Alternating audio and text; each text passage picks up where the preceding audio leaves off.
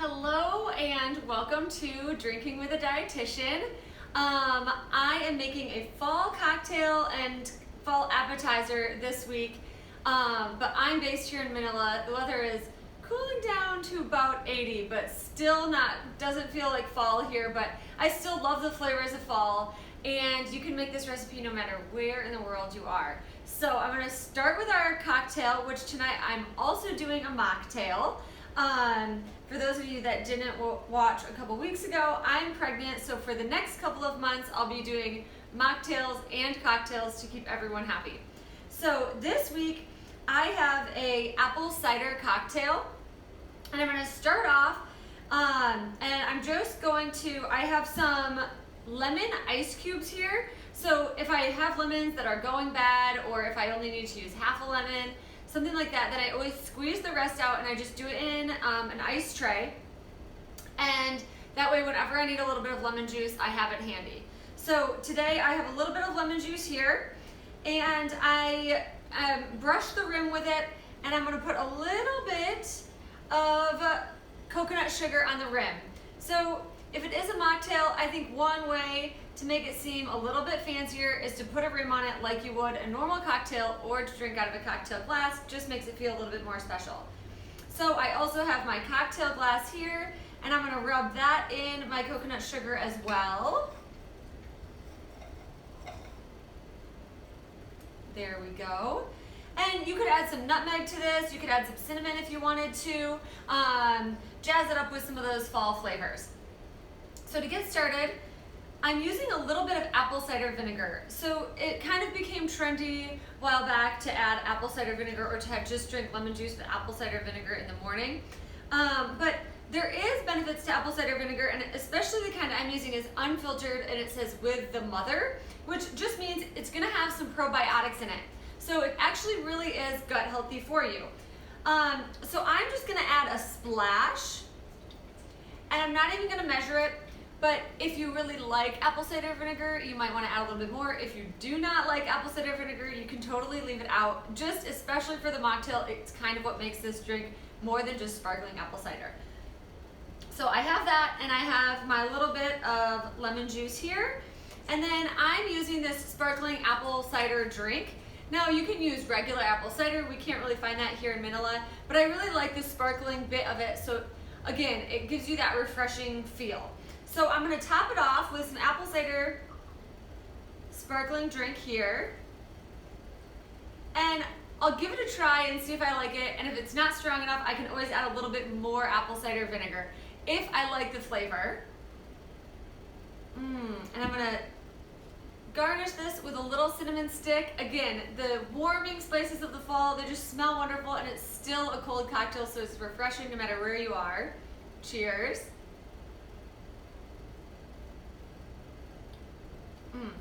Perfect. And I actually like mine with a little bit more apple cider vinegar because I am used to the flavor. But we'll leave that here for now. So for the cocktail, I'm gonna use some citrus vodka. So it's a little bit of like a play on a Moscow Mule. I'm gonna use some citrus vodka, and I have some volunteers to drink my cocktail afterwards, so it won't go to waste. I just did one shot of the vodka. Again, I'm gonna pour in some of that lemon juice, and I'm gonna put just a tiny bit again of this apple cider vinegar, because even though this kind of made our mocktail a little bit more fun, it can also make our cocktail a little bit more fun. So a splash of the apple cider vinegar kind of takes the place of like a bitter, using a bitter or something like that. So then we'll top it off with our sparkling drink here, and I'll still garnish with a stick of cinnamon. So cheers, everybody. If you make the cocktail, let me know what you think. And I'll get started with our appetizer. So I'm making a winter squash crostini. I'm using a whole wheat bread here. I just got it at the market. You can get it, it's just 100% whole grain, which is healthier than white. So again, it's a healthier appetizer, but if you're having fun with friends, everyone will love it. So I'm just gonna cut a couple really thin slices. I think sometimes when you get crostinis, they cut it a little too thick, and I just think it takes away from the toppings a little bit. So I like to cut mine really thin, And especially if you do choose to toast it, I think it just makes it a little bit easier to eat. So, and then I've got some goat cheese. Now, if you are pregnant, make sure that you're using pasteurized cheese. This actually is fresh goat's milk. So what I'll do is toast it afterwards. So as long as the cheese has been warmed up to kill any of those microorganisms that might make you sick when you're pregnant, it's fine. You just need to toast that up a bit. These are fine cold or warmed, but like I said, tonight when I'm done spreading the cheese on and I'm done putting all my toppings, I'll just pop this in the oven for like 3 minutes is all they need until the cheese is nicely melted and everything is warm and toasted. So I'll just put this on these crostinis, and then I'm gonna top it off with some, well, here we use calabaza squash, but if you're in the US or somewhere else, and sometimes you can find butternut squash here in Manila, but it's a lot more expensive than the calabaza. And I think the calabaza is also really delicious. So all I've done is chop them really finely. So a little bit more fine than you might normally, but again, I think it makes it easier to eat. So I just chopped it up really finely, sprinkled some olive oil, salt, pepper, and then a little bit of sage and rosemary to make it a little bit more savory. So I'm just gonna take my cooked squash here, put them right on top of the crostini. And then when I'm done with those, I'll add some walnuts. Walnuts are a great source of omega-3, a heart-healthy fat, and they really get the essence, bring out the nuttiness of the squash. I love the flavor and the crunch that they add. So again, you can toast the walnuts before you put it on, but it's just as good if you want to toast these afterwards. Put the walnuts on and then give it a little toast. So I'm just breaking these up with my hands. You could also chop them up with a knife if you wanted to, but I want the chunks a little bit bigger, just for the look of it. So we have walnuts on top, and then comes the best part.